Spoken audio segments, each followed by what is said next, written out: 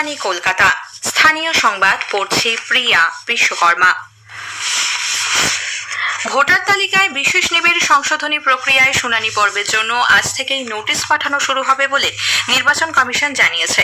Notice পাওয়ার পর সংশ্লিষ্ট ভোটারদের 7 দিন সময় দেওয়া হবে। সেক্ষেত্রে আগামী সপ্তাহ থেকেই শুনানি শুরু হতে পারে।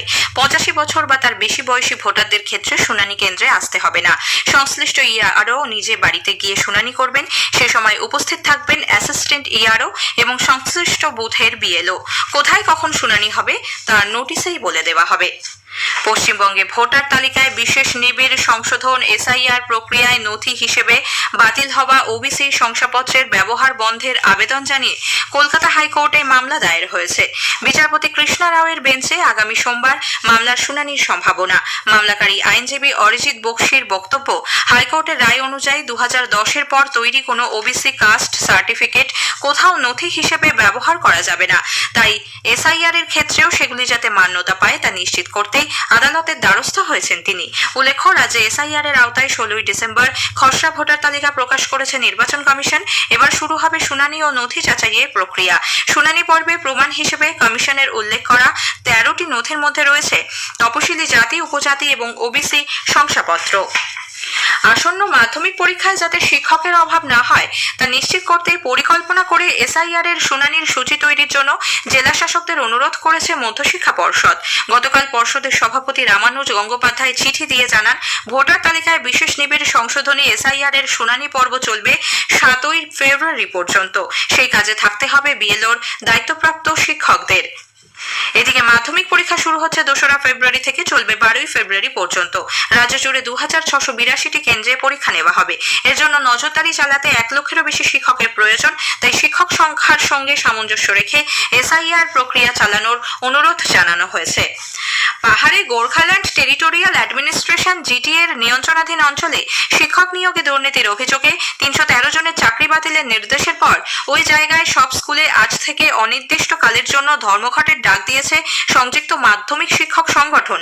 সংগঠনের দাবি, 2002 সাল থেকে পাহাড়ে স্বেচ্ছাসেবক শিক্ষক নিয়োগ প্রক্রিয়া চলছে। এর জন্য তৎকালীন সরকার ও জিটিএ দায়ী। প্রশাসনিক ব্যবস্থার ত্রুটির জন্য শিক্ষকরা শাস্তি পাবেন তা হতে দেওয়া যায় না।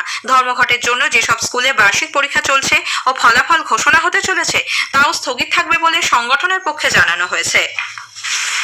লোকসভায় আজ বিকশিত ভারত গ্যারান্টি ফর রোজগার অ্যান্ড আজীবিকা মিশন গ্রামীণ বা বিকশিত ভারত জি রামজি বিল 2025 নিয়ে আলোচনার জবাবি ভাষণ দেবেন কেন্দ্রীয় গ্রামোন্নয়ন এবং কৃষি ও কৃষক কল্যাণ মন্ত্রী শিবরাজ সিং চৌহান। গতকাল গভীর রাত পর্যন্ত লোকসভায় এই বিল নিয়ে আলোচনা চলে।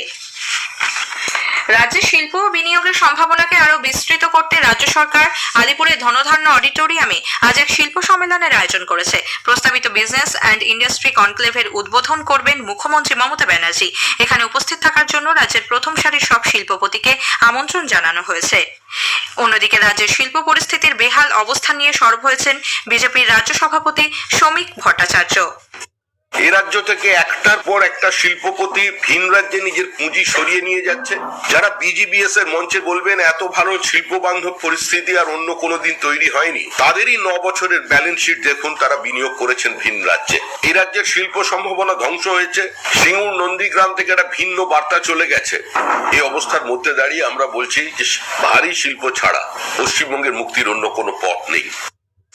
যুব ভারতী ক্রীড়াঙ্গনে আর্জেন্টিনার ফুটবল তারকা লিওনেল মেসির অনুষ্ঠানে বিশৃঙ্খলার ঘটনায় শো কজের জবাব দিয়েছেন রাজ্য পুলিশের মহানির্দেশক রাজীব কুমার এবং ক্রীড়া দপ্তরের প্রধান সচিব রাজেশ কুমার সিনহা।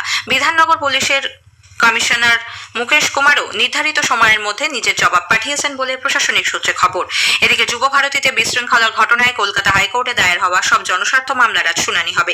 বিরোধী দলনেতা শুভেন্দু অধিকারী বলেছেন, মিথ্যে এফআইআর দায়ের করে যেভাবে সাধারণ দর্শকদের গ্রেপ্তার করা হচ্ছে, শুনানির সময় তার উপর স্থগিতাদেশ চাইবেন তারা। দর্শকদের ধরা হয়েছে, তাদের লিগ্যাল সাপোর্ট, বেল করানো, সব বিষয়টাই আমরা দেখব।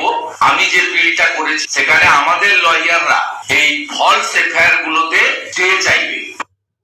কলকাতার পার্ক সার্কাস ময়দানে সার্কাস বন্ধ করার ব্যাপারে আপাতত কোনো অন্তর্বর্তীকালীন স্থগিতাদেশ দিতে অস্বীকার করেছে হাইকোর্ট। ভারপ্রাপ্ত প্রধান বিচারপতি সুজয় পাল ও বিচারপতি পার্থসারথী সেনের ডিভিশন বেঞ্চ গতকাল এই সংক্রান্ত মামলার শুনানিতে 3 সপ্তাহের মধ্যে সার্কাস বন্ধ করার সপক্ষে হলফনামা জমা দেওয়ার নির্দেশ দিয়েছেন মামলাকারীকে। স্থানীয় সংবাদ শেষ হলো।